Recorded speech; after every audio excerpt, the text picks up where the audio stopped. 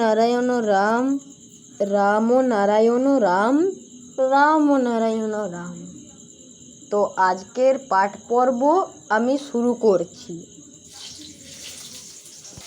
আজকের ধর্মশাস্ত্র যেভাবে সমাজকে গড়ার মন নিয়ে চলছে আলোচনা করলে দেখবে মুষ্টিমেয় সীমাবদ্ধের মধ্যে সেই মত পাক খাচ্ছে। এই মত কেন সারা বিশ্বে ছড়ালো না?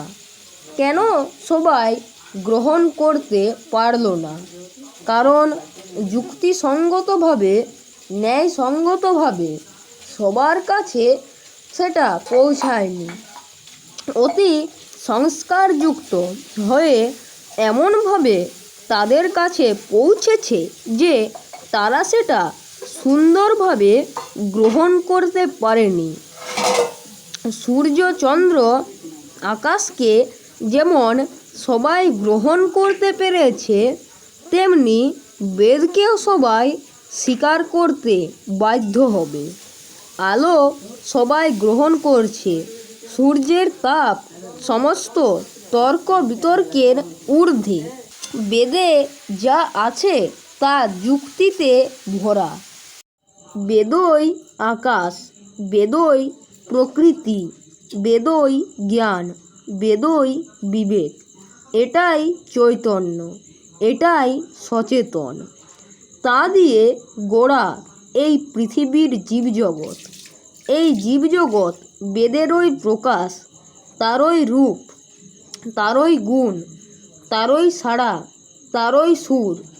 তা নিয়ে যদি আমরা চিন্তা করি, আমাদের মনের অনুবীক্ষণ যন্ত্রকে ব্যবহার করি, তাহলে দেখা যাবে সব কিছু কেমন স্বচ্ছ হয়ে যাচ্ছে, পরিষ্কার হয়ে যাচ্ছে। এখন আমাদের জানবার, বুঝবার বিষয় হলো মৃত্যুর পরে আমরা কোথায় যাব, যা আমাদের কাছে অজানা। এটাই বারবার তোমাদের বলছি। এটা বড় কঠিন সমস্যা। এর মীমাংসা বড় কঠিন।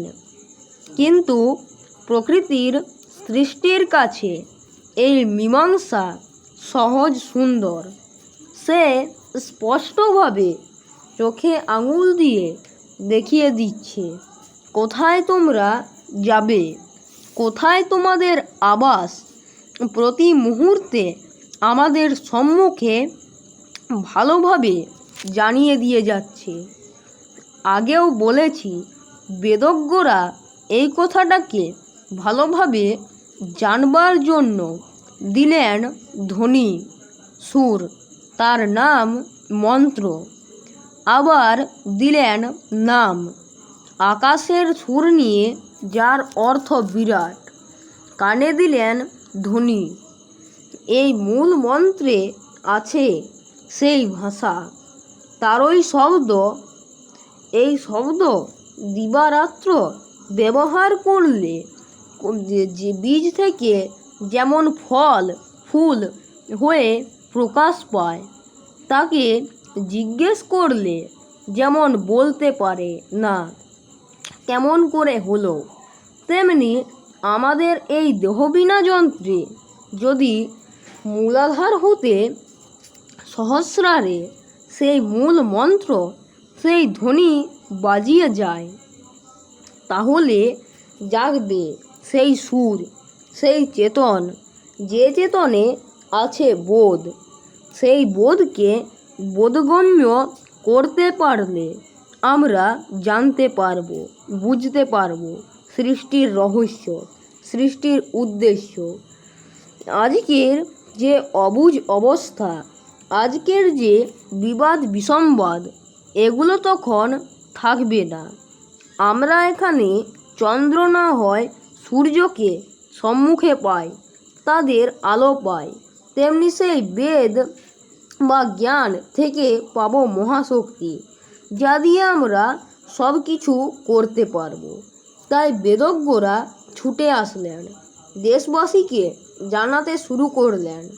তোমরা নির্ভয়ে নিঃসংকোচে এই নাম উচ্চারণ করো, ধ্বনি দাও, আপনি প্রতিধ্বনিত হবে, সব জানতে পারবে।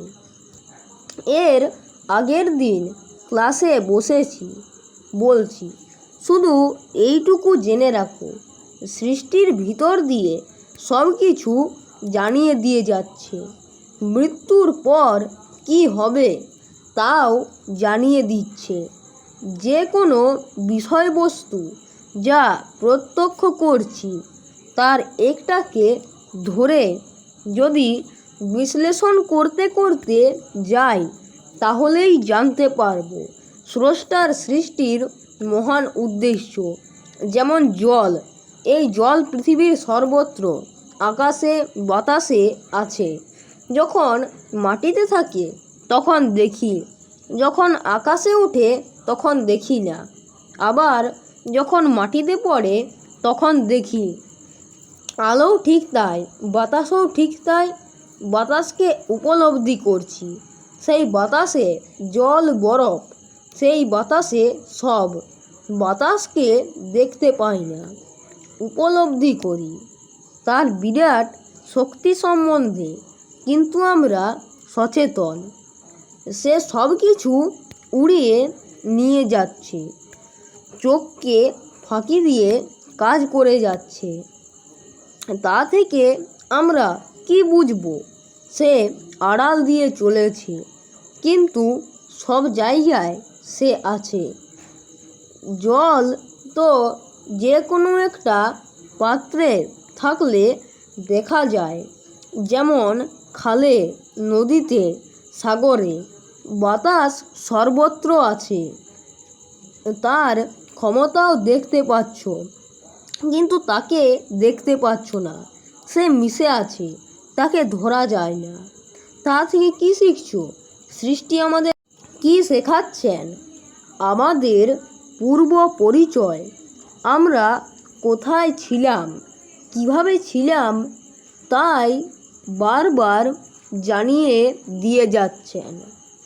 আমরা আকাশে, বাতাসে, মেঘে, সূর্যের আলোতে ছিলাম, সেই কথা স্মরণ করিয়ে দিচ্ছেন। প্রকৃতি বলছেন আলো, বাতাস, জল, সেই সমস্ত বিষয়বস্তু দিয়ে তোমরা গড়া। জল দেখতে পাচ্ছ, তার রং দেখতে পাচ্ছ না। বাতাসকে উপলব্ধি করছো, দেখতে পাচ্ছ না। সেও আবার ফাঁকার সাথে ফাঁকা হয়ে মিশে আছে, লীন হয়ে আছে। জলের বেলায়ও ঠিক তাই। ঢেউ চলছে বিরাট সাগরে, আবার আকাশের সঙ্গে, বাতাসের সঙ্গে মিশে আছে। মিশে থেকেও বলছে আমি আছি। রাম নারায়ণ রাম, রাম নারায়ণ রাম, রাম নারায়ণ রাম।